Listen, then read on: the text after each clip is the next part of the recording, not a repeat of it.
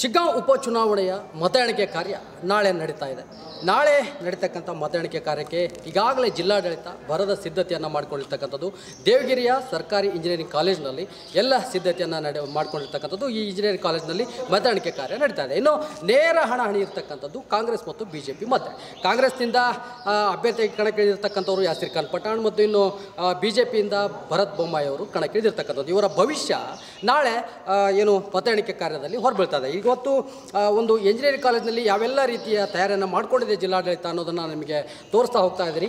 ಅಲ್ಲಿ ನಿಮಗೆ ನೋಡ್ಬೋದು ಸುತ್ತಲೂ ಕೂಡ, ಯಾಕಂದರೆ ನಾಳೆ ಸಾಕಷ್ಟು ಸಂಖ್ಯೆಯಲ್ಲಿ ಜನರು ಆಗಮಿಸೋ ಒಂದು ನಿರೀಕ್ಷೆ ಇರುತ್ತೆ. ಹಾಗಾಗಿ ಮತ ಎಣಿಕೆ ಕಾರ್ಯಕ್ಕೆ ಸಾಮಾನ್ಯವಾಗಿ ಜನರು ಸಾಕಷ್ಟು ಸಂಖ್ಯೆಯಲ್ಲಿ ಆಗಮಿಸ್ತಾರೆ. ಯಾಕಂದರೆ ವೋಟಿಂಗ್ಗೆ ನಿಮಗೆ 80% ಹೆಚ್ಚಿನ ಸಂಖ್ಯೆಯಲ್ಲಿ ಆಗಿರ್ತಕ್ಕಂಥದ್ದು. ಹಾಗಾಗಿ ಸಾಕಷ್ಟು ಹಣಾಹಣಿ ಇರ್ತಕ್ಕಂಥ ಈ ಉಪಚುನಾವಣೆಗೆ ಸಾಕಷ್ಟು ಸಂಖ್ಯೆಯ ಒಂದು ಜನರು ಕೂಡ ಆಗಮಿಸ್ತಾರೆ. ಹಾಗಾಗಿ ಯಾವುದೇ ರೀತಿಯ ಗಲಾಟೆಗಳಾಗಿರಲಿ, ಅಹಿತಕರ ಘಟನೆಗಳಾಗಿರಲಿ ಅವ್ಯಾವುದು ನಡಿಬಾರ್ದು ಅನ್ನೋ ಒಂದು ನಿಟ್ಟಿನಲ್ಲಿ ಪೊಲೀಸ್ ಇಲಾಖೆ ಆಗಿರ್ಬೋದು, ಜಿಲ್ಲಾಡಳಿತ ಆಗಿರ್ಬೋದು, ಎಲ್ಲ ಒಂದು ಬಿಗಿ ಭದ್ರತೆಯನ್ನು ಮಾಡಿಕೊಂಡಿರ್ತಕ್ಕಂಥದ್ದು. ಈಗಾಗಲೇ ಹಿಂದಿನ ದಿನವಾದ ಇವತ್ತೇ ಯಾವೆಲ್ಲ ರೀತಿಯ ಕಟ್ಟುನಿಟ್ಟಿನ ಒಂದು ತಯಾರಿ ಮಾಡ್ಕೊಂಡಿದೆ ಅನ್ನೋದನ್ನು ನಾನು ತೋರಿಸ್ತಾ ಹೋಗ್ತೀನಿ. ಎಲ್ಲ ಕಡೆಯೂ ಕೂಡ ಪೊಲೀಸ್ ಸಿಬ್ಬಂದಿ ಇದ್ದಾರೆ. ಯಾರೊಬ್ಬರು ಬಂದರೂ ಕೂಡ ಅವ್ರನ್ನ ತಪಾಸಣೆ ಮಾಡಿ ಒಳಬಿಡ್ತಕ್ಕಂಥ ಕಾರ್ಯ ಆಗಿರ್ಬೋದು. ಅದರ ಜೊತೆಗೆ ಯಾರನ್ನೂ ಕೂಡ ಸುಮ್ಮನೆ ಇಲ್ಲಿ ಒಳಬಿಟ್ಕೊಳ್ತಾ ಕಾರ್ಯ ನಡೆಯೋದಿಲ್ಲ. ಯಾಕಂದರೆ ನಾಳೆ ಮತ ಎಣಿಕೆ ಕಾರ್ಯ ಇರೋದ್ರಿಂದ ಎಲ್ಲವನ್ನು ಕೂಡ ಇಲ್ಲಿ ಪರಿಶೀಲನೆ ಮಾಡಲಾಗುತ್ತೆ. ಅದಕ್ಕೆ ಸಂಬಂಧಿಸಿದಂತೆ ಇಲ್ಲಿ ನಾಳೆಯ ಒಂದು ಕಾರ್ಯಕ್ಕೆ ಯಾವೆಲ್ಲ ರೀತಿಯ ತಯಾರಿಯನ್ನು ಮಾಡ್ಕೊಂಡಿದ್ದಾರೆ ಅನ್ನೋದನ್ನು ನಾನು ನಿಮಗೆ ತೋರಿಸ್ತಾ ಹೋಗ್ತೀನಿ.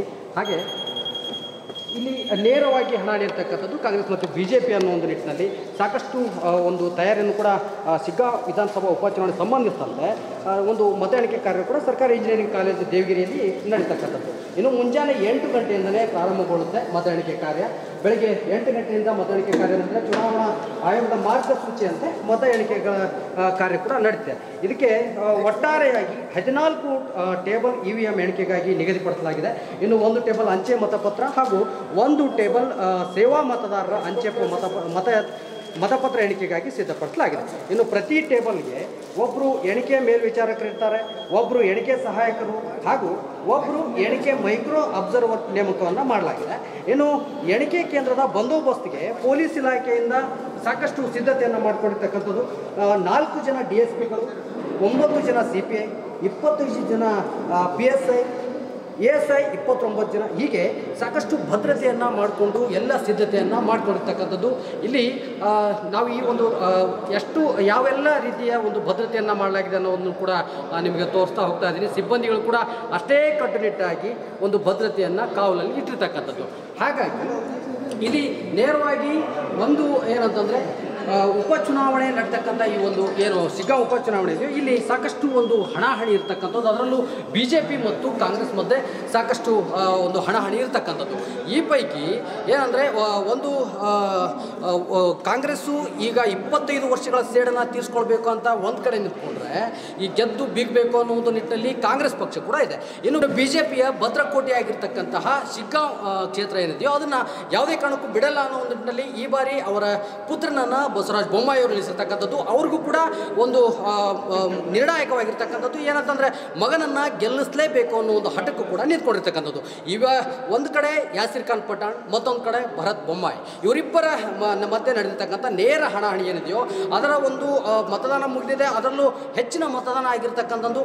ನಾಳೆ ಬೆಳಗ್ಗೆ ಮತ ಎಣಿಕೆ ಸಂದರ್ಭದಲ್ಲಿ ಏನಾಗುತ್ತೆ ರಿಸಲ್ಟ್ ಅನ್ನೋದನ್ನು ನೋಡಬೇಕಾಗುತ್ತೆ. ಹಾಗಾಗಿ ಅದಕ್ಕೆ ಸಂಬಂಧಪಟ್ಟಂತೆ ದೇವಗಿರಿಯ ಸರ್ಕಾರಿ ಇಂಜಿನಿಯರಿಂಗ್ ಕಾಲೇಜ್ ಇದೆಯೋ ಅಲ್ಲಿ ಎಲ್ಲ ಭರದ ಸಿದ್ಧತೆಯನ್ನು ಮಾಡಿಕೊಂಡಿರ್ತಕ್ಕಂಥದ್ದು. ಇದಕ್ಕೆ ಜಿಲ್ಲಾಡಳಿತ ಆಗಿರ್ಬೋದು, ಪೊಲೀಸ್ ಇಲಾಖೆಯ ಸಿಬ್ಬಂದಿಗಳಾಗಿರ್ಬೋದು ಸಾಕಷ್ಟು ತಯಾರಿಯನ್ನು ಮಾಡಿಕೊಂಡು ಇಲ್ಲಿ ಸಿದ್ಧತೆಯನ್ನು ಮಾಡಿಕೊಂಡು ಬಿಗಿ ಭದ್ರತೆಯನ್ನು ಒದಗಿಸಿರ್ತಕ್ಕಂಥದ್ದು. ನಾಳೆ ಸಾಮಾನ್ಯವಾಗಿ ಸಾಕಷ್ಟು ಜನರು ಬಂದಾಗ ಇಲ್ಲಿ ಯಾವುದೇ ರೀತಿಯ ಗಲಾಟೆಗಳಾಗಬಾರ್ದು, ಅಹಿತಕರ ಘಟನೆಗಳು ನಡೀಬಾರ್ದು ಅನ್ನೋ ನಿಟ್ಟಿನಲ್ಲಿ ಪೊಲೀಸ್ ಇಲಾಖೆಯ ಸಿಬ್ಬಂದಿಗಳು ಹೆಚ್ಚಿನ ಸಂಖ್ಯೆಯಲ್ಲಿ ಇರ್ತಕ್ಕಂಥದ್ದು. ಅದರ ಅಂಕಿ ಸಂಖ್ಯೆಗಳನ್ನು ಕೂಡ ನಾನು ನಿಮಗೆ ಹೇಳ್ತಾ ಹೋದೆ.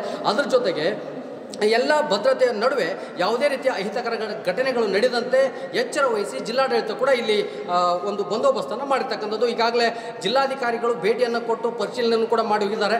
ಈ ರೀತಿ ಎಲ್ಲ ಬಂದೋಬಸ್ತ್ನಲ್ಲಿ ನಾಳೆ ಮತ ಎಣಿಕೆ ನಡೆಯುತ್ತೆ. ಮತ ಎಣಿಕೆ ಸಾಮಾನ್ಯವಾಗಿ ಮಧ್ಯಾಹ್ನದಷ್ಟೊತ್ತಿಗೆ ಮತ ಎಣಿಕೆ ಕಾರ್ಯ ಮುಗಿದಿರುತ್ತೆ, ಅದರ ರಿಸಲ್ಟ್ ಕೂಡ ಬಂದಿರುತ್ತೆ. ಹಾಗಾಗಿ ನೇರ ಹಣಾಹಣಿ ಇದೆಯೋ ಯಾಸಿರ್ ಖಾನ್ ಪಠಾಣ್ ಮತ್ತು ಭರತ್ ಬೊಮ್ಮಾಯಿ ಇವರಿಬ್ಬರ ಮಧ್ಯೆ ಯಾರು ಗೆಲುವನ್ನು ಸಾಧಿಸ್ತಾರೆ ಅನ್ನೋದಕ್ಕೆ ಇನ್ನೇನು ಕೆಲವೇ ಗಂಟೆಗಳು ಮಾತ್ರ ಬಾಕಿ ಇದೆ ಅನ್ನೋದನ್ನು ಹೇಳ್ಬೋದು. ಕ್ಯಾಮ್ರಾ ಪರ್ಸನ್ ಮಲ್ಲೇಶ್ ಕಪೂರ್ ಜೊತೆ ಕಿರಣ್ ಬಳ್ಳಾರಿ.